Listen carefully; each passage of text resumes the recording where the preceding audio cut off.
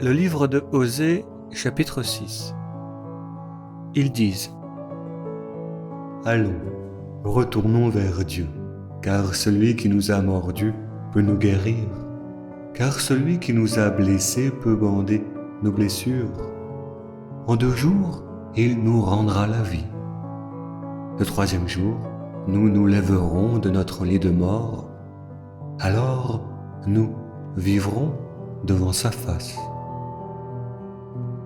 Reconnaissons-le, mettons-nous à la poursuite de Dieu, comme le soleil se lève sur la terre entre les pluies de l'automne et les pluies du printemps.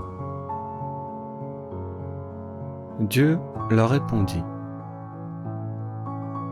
Que puis-je faire pour toi, Éphraïm ? Que puis-je faire pour toi, Juda ? Votre bonté est comme la brume matinale qui s'efface, comme la rosée qui s'estompe. Sachant cela, j'ai sculpté les prophètes comme j'ai par les commandements de ma bouche poignardé les idolâtres au temps de Moïse. Comme j'ai ordonné le jour de ton jugement. Sache donc que c'est la bonté qui fait mon délice, et non les sacrifices. Sache que la reconnaissance envers Dieu et les siens fait plus mon délice que les sacrifices d'holocauste.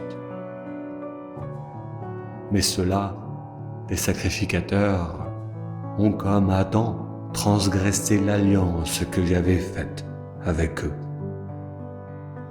Là, ils m'ont trahi. Là, ils ont trahi la confiance que je leur avais témoignée. Galaad, en Manassé, est devenue une ville qui façonne la méchanceté, qui suit le sang de ses victimes à la trace. Sur la route de Sichem, en Éphraïm, les Cohen attendent en embuscade comme des bandits. Le plan qu'ils façonnent est de massacrer les innocents au nom des sacrifices. Dans la maison d'Israël, j'ai vu l'infidélité d'Éphraïm qui souille Israël, de même qu'elle souille Juda. Pour toi, Éphraïm, j'ai préparé la moisson, pour quand mon peuple reviendra de la captivité. Le livre de Osée, le commentaire du chapitre 6. Le premier paragraphe a un sens clairement prophétique pour les chrétiens. Mais si l'on veut suivre l'ordre chronologique des révélations, alors ce paragraphe semble être une référence aux écrits du prophète Jonas, qui précède Osée et qui passa 3 jours et 3 nuits dans le ventre d'une baleine avant d'en être recraché. La ville de Galaad dont il est fait mention dans ce chapitre est probablement la ville de Pénouël, qui est la ville qui fut construite là où Jacob se battit avec un ange de Dieu et qu'il reçut dès lors le nom de Israël, celui qui combat avec Dieu.